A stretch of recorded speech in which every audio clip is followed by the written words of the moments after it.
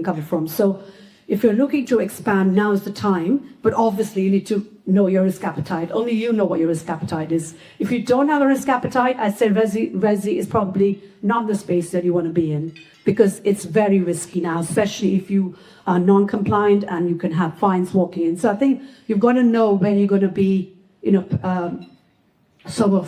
to be, basically, I think, is the sort of short answer. I think in the commercial space, I do think there's a great opportunity for commercial property this year, guys. Personally, I think I'm very focused on commercial, and I'm looking at it from a slightly different angle, and I really wanted to commercial to resi. But guess what, guys? I've been putting offers in right, left, and center in the last 2 months, and haven't managed to get a single deal, accepted.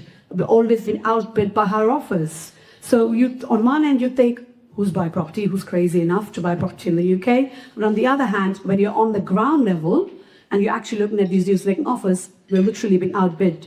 So these are properties that may be at the £1.5–2 million purchase price, maybe 20, 30 apartments to convert at the PD, some sort of airspace, possibly even. But what I'm trying to say is, guys, there is opportunities out there. And in the commercial space, I think where the opportunities are, I'd say, is maybe, things like paddle courts and things where there's a huge demand for paddle courts, or even at supermarkets are now expanding.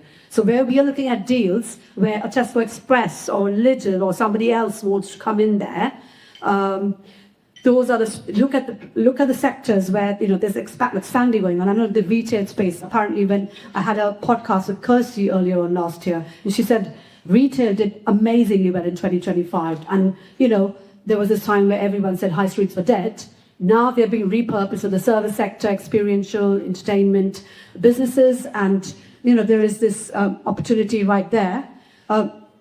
Data centers, I know there's a huge demand for because of AI, but obviously that might not be suitable for everyone because the buying power is that much higher. But there is opportunities out there, and I just wanted to sort of bring that to your attention, that even the office market is absolutely changing on its head, because it's gone back to work. There's hybrid working, obviously, but it's still, most of the companies now want you back in the office. You might have the occasion 1 or 2 days from home, working from home. So there's this huge demand back in the office sector from, corporates. So guys, there is lots of opportunity. You just have to know which one you want to pick and sort of niche yourself with, I think, is sort of the key thing.